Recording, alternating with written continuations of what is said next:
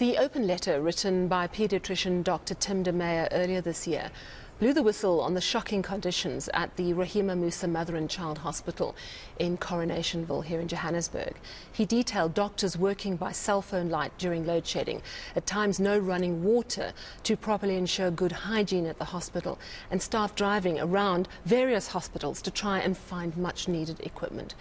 He was suspended after writing that letter, but after medical professionals wrote their own open letter supporting him and decrying the state of Gauteng hospitals and how they're run, he was reinstated. But it seems the problems are far from over. And I'm joined now by Professor Rudo Matiba, Chris Hani Baragwanath Hospital, head of the Intensive Care Unit. Prof, thank you very much for joining us. First of all, what can you tell us about Dr. Tim Demaio? He's a whistleblower on the healthcare sector. You all stood full square behind him as medical professions saying, do not intimidate him. Is he still facing a disciplinary? Is he back at work? Is everything okay for him? Dr. Demaio is at work. He is working. The disciplinary process that was intended has gone on the quiet.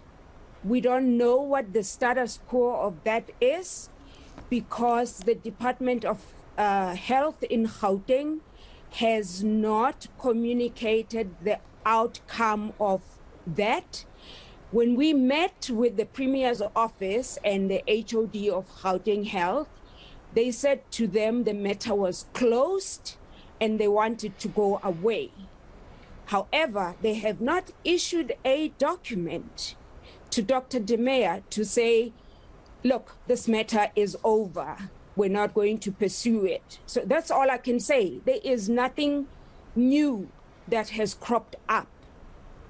So all we have is their word at the meeting that we had with them after the IM open letter to the Minister and the Premier. Yeah, so he's living in a state of some uncertainty. He's got a verbal acknowledgement that it's gone away, but he doesn't actually have it in writing that he has nothing to worry about, which is not ideal. But the I Am letter that you referred to, it was written by a collective of healthcare professionals, I think all in Gauteng, who are extremely concerned about what is happening at our hospitals. And you made a number of really important suggestions. I mean, things that you'd think were obvious, but that every CEO of a hospital has to have solid financial experience, for example. You also spoke about the health department in the province bringing in health professionals and using you almost as a consultancy so that you can advise on the best situations and conditions and what you need at each hospital. I want to know how much progress there has been, how much engagement there has been on your suggestions since that letter went public. Okay, so since the letter went public, in about 10 days, we had a meeting with representatives from the Premier's office and the head of department, Gauteng Health, where we sat down, and the rules were there were no bosses, there were no subordinates, and number two, we were all going to shrug the denial blanket off, and that we were all going to acknowledge that we have problems. And we worked from that platform. We all had our say, and we agreed on issues that had to be addressed in the immediate term, intermediate term, and long term. In the immediate term, we wanted intimidation of healthcare workers to stop, and that they should be free to express what they were seeing in their workplace, and they mustn't be gagged. We wanted whatever was happening to Dr. Demaio to stop straight away. Number two, we wanted the managerial decision-making to be decentralized from head office to healthcare institutions. Number I'm losing my count. Anyway, the next thing is number three. Yeah. Number three. We wanted the delinking of health from the Department of Infrastructure Development, because that delayed repairs of infrastructure in hospitals. For example, we're having to wait 6 to 12 weeks to replace a light bulb, and often running out of a budget for a hospital to maintain its infrastructure. We wanted decentralization of the finances of a hospital, the budget of a hospital, to be handled at hospital level instead of being controlled by the CFO at central office, which ended up in some suppliers not being paid and consumables not being delivered to hospitals, and our patients bearing the brunt of that. And we said those needed the Premier's intervention, like signing a proclamation to change how things work. So how much has changed? Decentralizing. Okay, what we have had now is that the Premier has signed a proclamation, but that has been verbal, I must say. We haven't seen that in writing. We haven't seen that being implemented. We had agreed to meet within 3 months of our initial meeting to evaluate the implementation of the plan that we had outlined.